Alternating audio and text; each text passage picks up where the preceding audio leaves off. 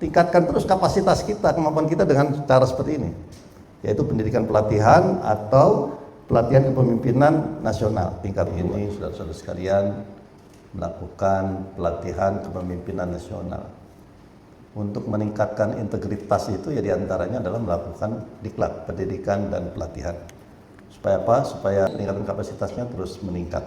Nah, bagaimana saudara-saudara sekalian untuk mencapai itu? Jabatan ini adalah eselon 2 itu adalah jabatan madya. Jadi kalau madya itu udah jabatan yang sangat strategis dan sangat juga menentukan. Tapi jabatan itu masih levelingnya ada yang lebih di atas dan ada juga yang di bawah. Maka harus bisa menginterpretasikan, mengimplementasikan. Nah, kuncinya apa kalau untuk integritas? Sebetulnya saudara-saudara sekalian, kalau PKN ini tujuannya sebetulnya DIM, gitu ya, nama saya sebetulnya. Jadi nama saya itu disingkatnya DIM. DIM itu adalah dedikasi. Saudara-saudara sekalian harus memiliki dedikasi. Dan juga I-nya adalah integritas, M-nya adalah melayani. Nah, ini sangat penting untuk saudara-saudara sekalian memegang teguh itu. Itu yang dicari, itu yang diraih. Saya berharap saudara-saudara sekalian punya integritas. Normatif saja. Maka saudara-saudara kalian adalah menjadi birokrat yang hebat ke depan, sesuai dengan cita-cita dan harapan. Saya selalu menekankan kepada birokrasi saya, selalu menekankan bahwa coba normatif saja, punya jati diri, tidak usah terlalu merunduk-runduk, tidak usah terlalu menyembah-nyembah kepada atasan, ya normatif saja. Pada saya, kepada Pak Gubernur, kepada pemimpin tertinggi pun, ya harus normatif saja. Siap melaksanakan tugas sesuai dengan ketentuan dan peraturan yang berlaku itu. Sehingga apa? Insya Allah saudara-saudara sekalian akan selamat. Tapi kalau tidak, saudara-saudara sekalian sebagai birokrat pasti banyak persoalan-persoalan yang ada. Nah, maka ke depan nih, saudara-saudara sekalian akan dipercaya menjadi eselon 2. Eselon 2 itu adalah kepala dinas, kepala badan, kepala biro, atau kalau di tingkat pusat adalah direktur begitu. Maka saudara-saudara sekalian sudah mulai memimpin sebuah divisi. Nah, divisi ini kalau kita lihat otaknya, otak badan kita dianalogikan. Ini otak kita, pikiran kita, berarti kita harus cerdas. Karena divisi yang akan saudara-saudara sekalian nanti akan pimpin bukan bersifat general secara keseluruhan. Saudara harus mengetahui ilmunya. Misalnya ilmu di bidang pendapatan, harus tahu tentang pendapatan. Ilmu di bidang pengelolaan keuangan, harus tahu di bidang pengelolaan keuangan. Ilmu di bidang pertanian harus tahu, kalau tidak dibohongin. Nah, maka otaknya harus cerdas, pikirannya harus cerdas, harus pintar, IQ-nya, intelligence quotient-nya. Ini tadinya peserta cuma 15 ya Pak Untung ya? Karena disposisi saya bilang masukkan lagi ini, ternyata ini semua ke bawah. Tepuk tangan buat Pak Untung. Akhirnya yang tadinya nggak masuk jadi masuk semua. Pak Gubernur putuskan udah semua saja ikut, gitu ya. Jadi yang sisa-sisa itu ya ikut. Alhamdulillah. Pak Untung juga senang kalau sedikit pesertanya kurang semangat, gitu ya. Nah, maka kalau sudah otak kepala kita, berarti pikiran kita, intelligence quotient kita, kecerdasan intelektual harus mumpuni. Tingkatkan terus kapasitas kita, kemampuan kita dengan cara seperti ini, yaitu pendidikan pelatihan atau pelatihan kepemimpinan nasional tingkat 2. Otaknya sudah cerdas, apa cukup? Tidak cukup. Maka perlu akhlak budi pekerti, terutama komunikasi. Komunikasi itu sebagai pejabat harus bisa menginformasikan, menyampaikan, mentransformasi. Transformasi of information, transformasi of knowledge, begitu. Harus mentransformasi, menginformasikan, menyampaikan bahwa program ini begini, program ini begini, program itu begitu. Kepada pimpinan maupun kepada bawah, anak buah. Nah, terus cukup? Tidak cukup. Dengan otak yang cerdas, dengan ngomong yang hebat, cukup? Gak cukup. Bahkan diperlukan yang namanya semangat. Saya lagi retreat sekarang itu adalah sebagai petarung, semangat. Maka semangat itu tangan kita harus bekerja cepat, harus proaktif. Apa itu proaktif?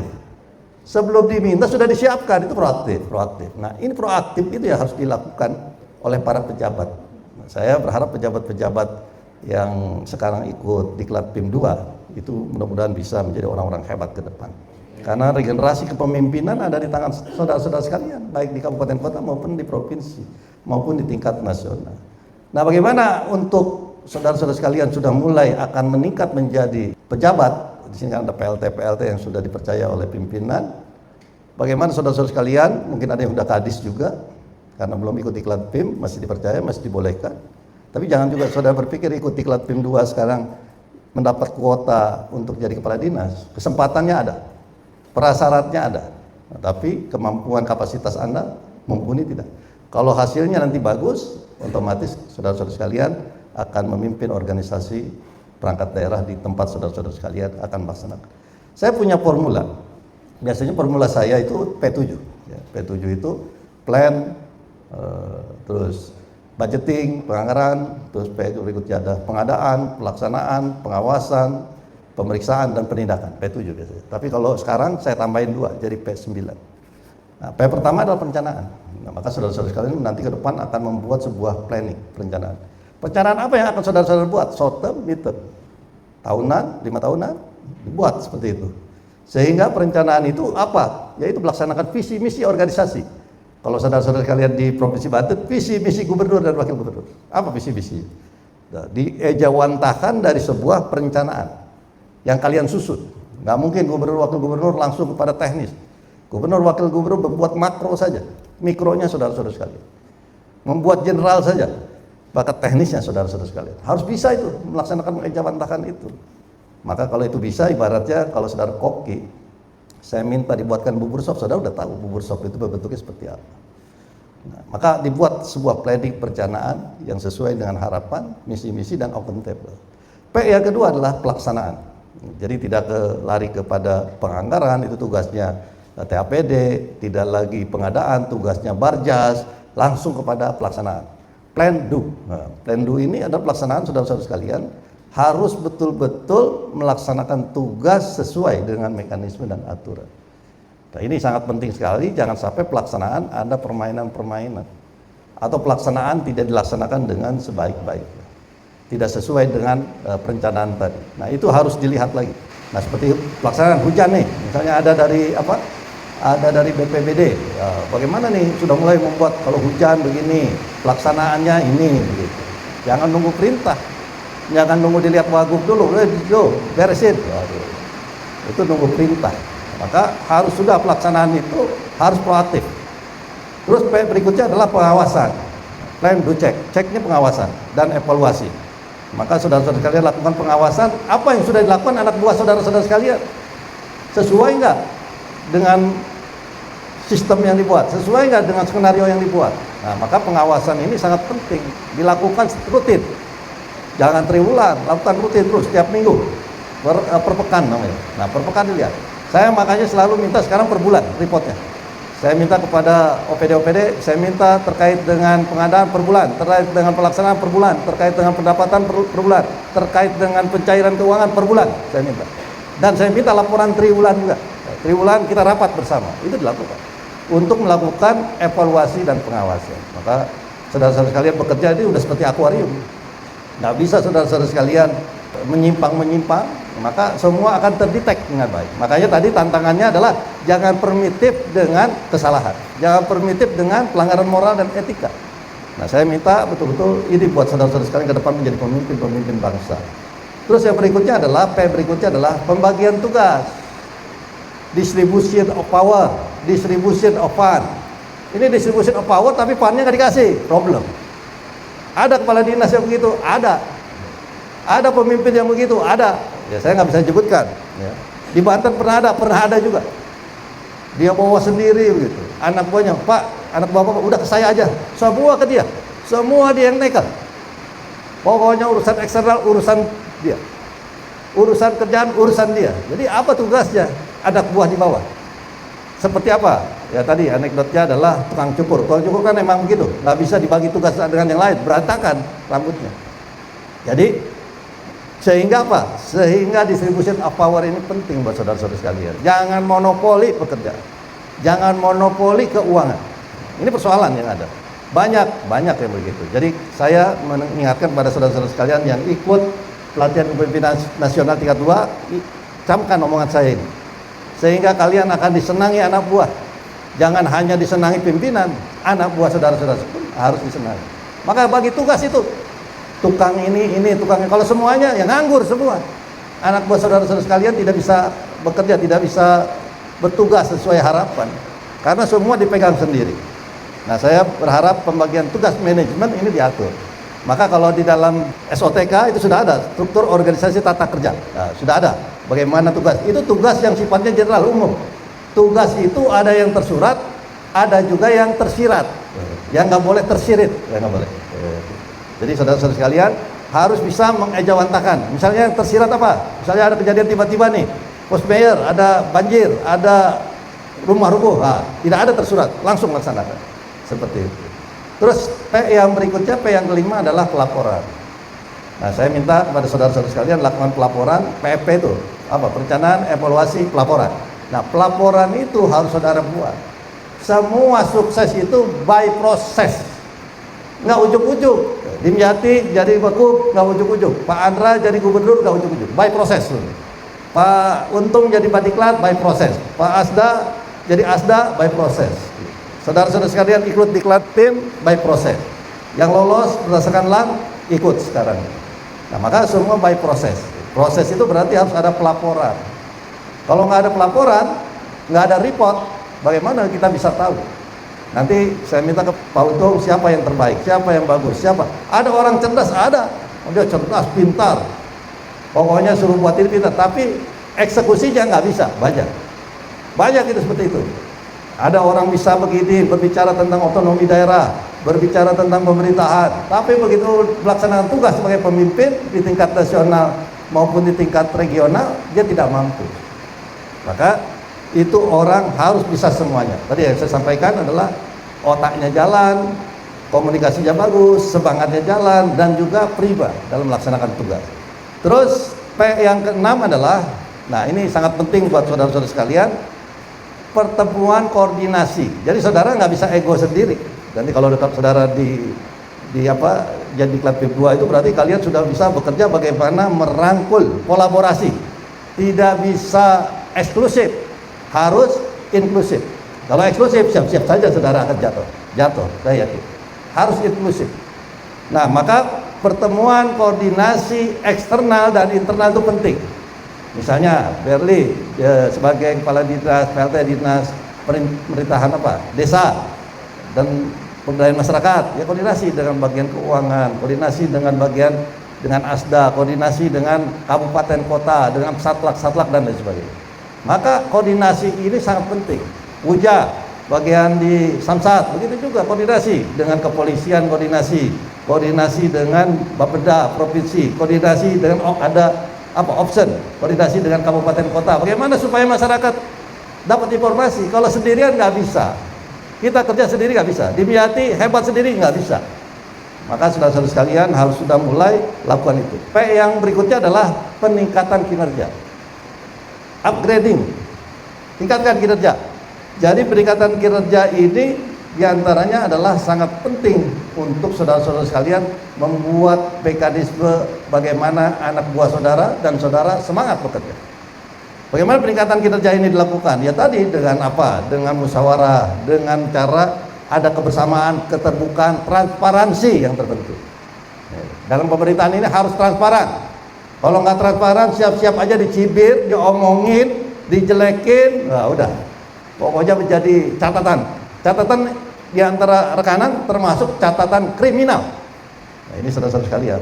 Kalau udah bicara kriminal, delik, maka saudara-saudara sekalian akan tersangkut persoalan permasalahan yang ada. Jadi on the track yang harus dilakukan. Peningkatan kinerjanya ya tadi dengan cara upgrading, yaitu sekarang pelatihan, sekarang diklat PIP 2, nanti ada outbound, ada retreat, ada apa lagi? Bicara kepala dinas coba dibuat ya, retreat bagus tuh. Itu kebersamaan, kolaborasi yang akan dibangun.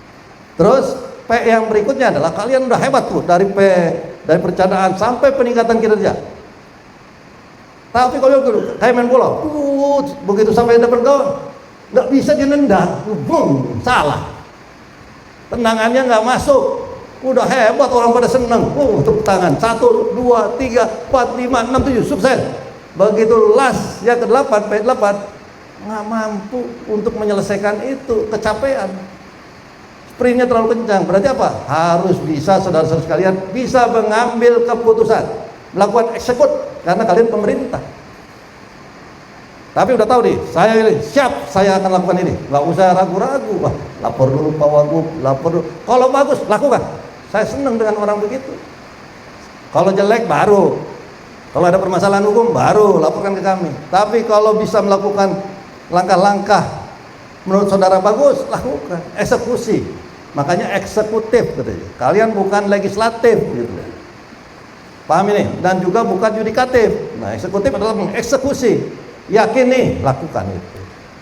Maka saudara-saudara sekalian, jangan panjang-panjang, jangan terlalu molor-molor.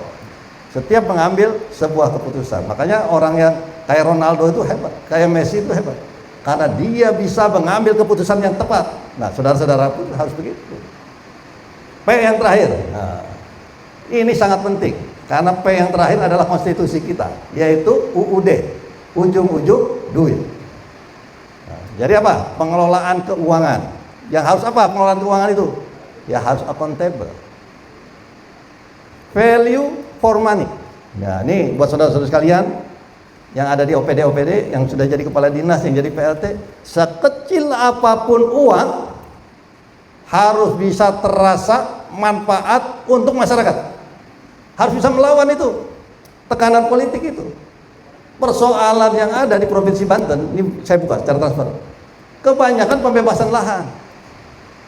Ini kebanyakan hibah. Kebanyakan program yang bukan bottom up planning. Sehingga apa? Kabupaten Pandeglang masih tertinggal, Kabupaten Lebak masih tertinggal, persoalannya itu. Belum kota-kota besar juga banyak persoalan. Nah, maka dibuat sebuah perencanaan yang menyeluruh dalam pengelolaan keuangan yang handal. Value for money. Sekecil apapun uang rakyat yang dibayarkan kepada saudara-saudara sekalian sebagai pejabat, termasuk untuk kue pembangunan, maka harus terasa oleh masyarakat sebagai pembayar pajak utama rakyat. Kok rakyat nggak bayar pajak, Pak? Kata siapa? Motor, mobil, rakyat yang bayar. Kata siapa yang ke Indomaret, yang ke Alfamaret itu rakyat nggak bayar pajak? Coba aja begitu membeli sabun, beli rinso, beli telur, itu yang kasih ada pajak, rakyat bayar. Apa manfaat buat rakyat kalau saudara-saudara sekalian kolaborasinya destruktif untuk bangsa dan negara? Nah, saya camkan ini, mumpung kalian masih jenang, kalian masih aktif, jangan nanti nyesalnya kalau sudah pensiun, sudah retire. Jadi pengelolaan keuangan harus bagus, pengelolaan keuangan harus accountable, pengelolaan keuangan ada neraca, harus kas, laporkan setiap bulan, terbuka kepada anak buah saudara-saudara sekalian. Ini loh pengelolaan keuangan kami seperti ini. Jangan dicurigai kami, sehingga kalau transparansi enak. Gotong royong bagaimana membuat kinerja instansi saudara-saudara sekalian bagus. OPD saudara-saudara sekalian ini bagus. Nah, maka bagaimana untuk meraih itu? Ya, ada teorinya adalah 7M. Nah, teori saya selalu formulanya itu kalau lihat debat saya, Pilgub, itu ada P dulu. Nah, sekarang ada saya buat formulanya 7M. Jadi saudara-saudara sekalian, M pertama adalah meningkatkan kepercayaan. Nah, supaya saudara-saudara sekalian bagaimana belief itu sangat penting. Kita aja percaya dengan adanya Tuhan, karena kepercayaan kita kepada Allah. Jadi meningkatkan kepercayaan orang kepada kita, meningkatkan kepercayaan pimpinan kepada kita, meningkatkan kepercayaan masyarakat kepada kita. Ini harus digunakan sebagai budaya. Supaya apa? Supaya saudara-saudara sekalian bagaimana ke depan memimpin Republik ini, Banten maupun kabupaten kota maupun yang ada di provinsi lain, bahwa saudara-saudara sekalian adalah memiliki kepercayaan yang tinggi, kesukaan yang tinggi, elektabilitas yang bagus. Terus yang kedua adalah membangun budaya. Nah, ini harus dibangun budaya organisasi. Budaya organisasi ada tadi yang saya minta adalah buat saudara-saudara sekalian bangun kebersamaan di organisasi saudara-saudara sekalian, di OPD saudara-saudara sekalian. Jadi saudara-saudara sekalian ini sudah mulai menerapkan sistem di kepegawaian, merit system, di keuangan akrual, berbasis akrual, di apalagi di pemerintahan bagaimana membangun clean government, di organisasi lain good governance bagaimana. Nah, itu yang harus dibangun. Nah, jadi saudara-saudara sekalian harus bisa melakukan itu. M kedua itu membangun budaya organisasi. M yang ketiga menjadi panutan. Panutan itu apa? Role model, uswah. Laqad kana lakum fi Rasulillahi uswatun hasanah, kata Allah itu. Jadi betul-betul Rasul itu jadi contoh suri teladan karena bagus. Nah, kalian pun jadi role model, jadi uswah. Gimana menjadi role model? Ya tadi, saudara bersih, berintegritas, berdedikasi, melayani, prestasi, dedikasi, loyalitas, dan tidak tercela. Yang paling ngeri itu tercela itu, habis, saudara-saudara sekalian. Karena di pemerintahan itu gampang sekali dikriminalisasi, gampang sekali disalahgunakan. Maka harus hati-hati, kalian bisa berpikir itu. Yang M keempat adalah menghindari konflik of interest. Paham nih konflik of interest? Konflik of interest itu hayang mobil, hayang apa lagi? Hayang rumah, hayang apa lagi? Banyak harta, korupsi. Nah, menghindari konflik itu. Kalau sudah ikut di dalam konflik itu, dalam organisasi itu, kalian gak enak tidur, gak tenang tidur, bisa jantungan, bisa stroke. Persoalan-persoalan banyak, apalagi pemerintah. Ya, saya ingatkan sekali lagi, pemerintah ini kalau dilihat catatannya, kita gampang nyari kutunya. Kerja di mana dia? Coba SPJ-nya gimana?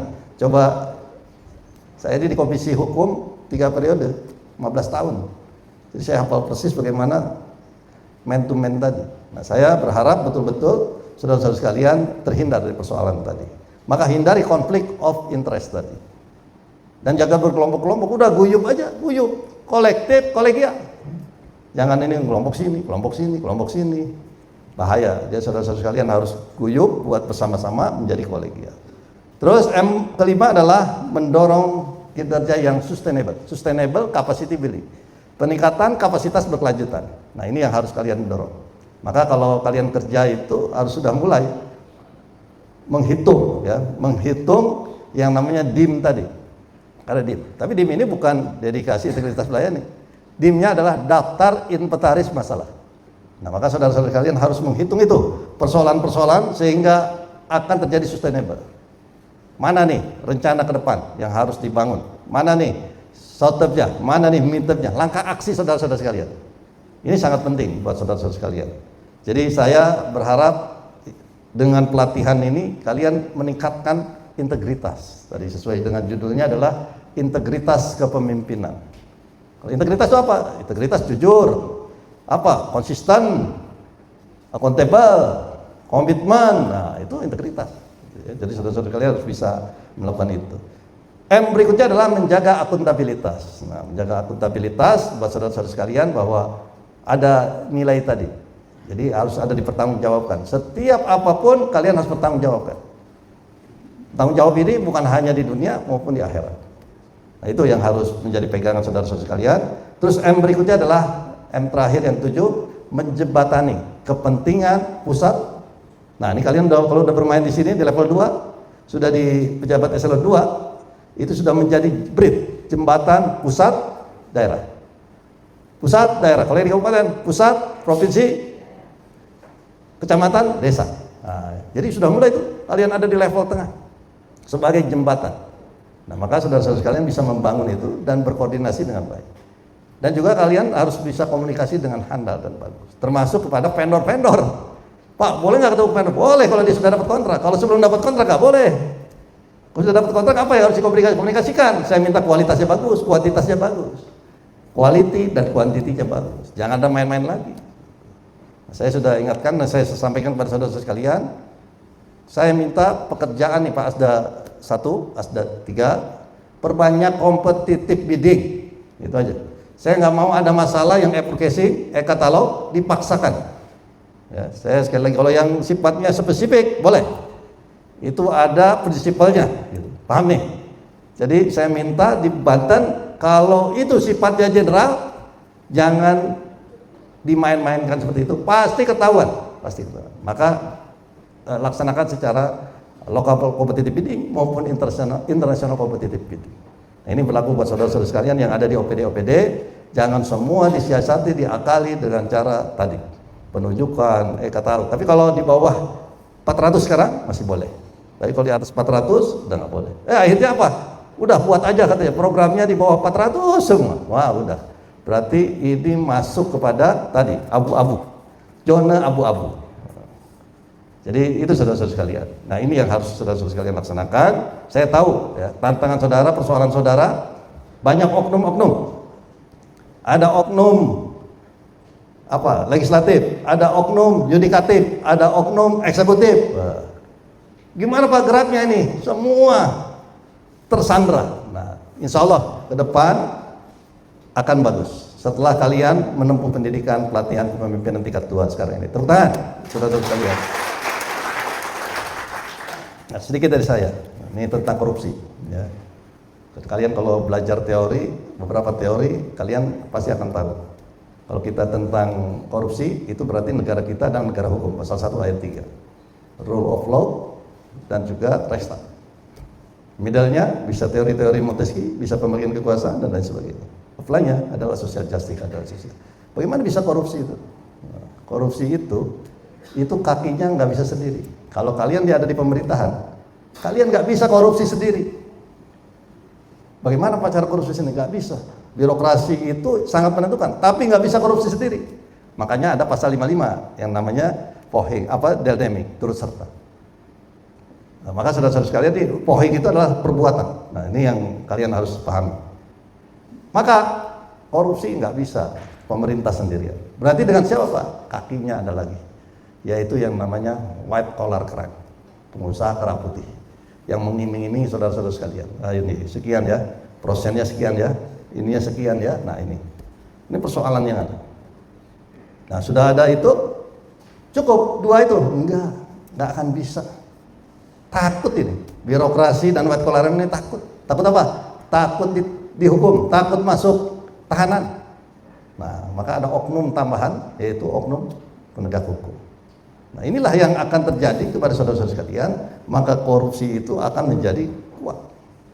Nah saya minta penekanan di sini adalah kepada saudara-saudara sekalian, birokrasi harus kuat, bersih. Karena saudara yang akan terus sampai pensiun, kalau ada persoalan dibuka lagi, ada persoalan dibuka lagi. Maka lurus on the track terhadap aturan ketentuan yang berlaku. Saya bukan nakutin, saya memberikan spirit, memberikan pengetahuan supaya saudara-saudara sekalian menjadi aparatur yang bersih dan berwibawa, menjadikan wilayah di mana tempat bekerja bersih dan melayani. Jadikan di mana birokrasi bersih juga dari korupsi, WBK. Jadi itu di antara saudara-saudara sekalian, dan akhirnya nanti hasilnya kita berharap opini yang keluar dari pemeriksaan itu menghasilkan wajar tanpa pengecualian, tanpa catatan. Ini kalau catatannya banyak, repot. Selamat mengikuti pelatihan kepemimpinan nasional tingkat 2. Sudah pada makan belum? Nah, ini kita di sini otak, muka kita nih, otak kita nih, pikiran, EQ, terus sini SQ, hati kita, nah, sini betul. Perut pun harus diperhatikan. Nah, tapi itu tadi kebutuhan perut ini harus yang sehat. Ya, maka saudara-saudara sekalian mudah-mudahan menjadi orang yang sukses, orang yang hebat, dan nanti akan menjadi pemimpin-pemimpin di OPD-nya masing-masing. Tapi tadi kalian dengan mengikuti ini adalah salah satu prasyarat.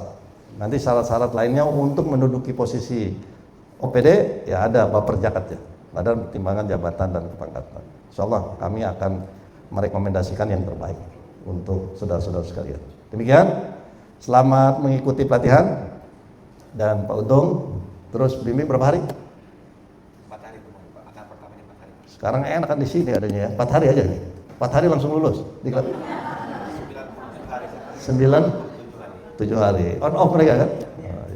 Nanti lagi berikan PLH-nya, tunjuk oleh saudara-saudara sekalian siapa di tempat kerja saudara-saudara sekalian. Walaupun minkum, wassalamualaikum warahmatullahi wabarakatuh.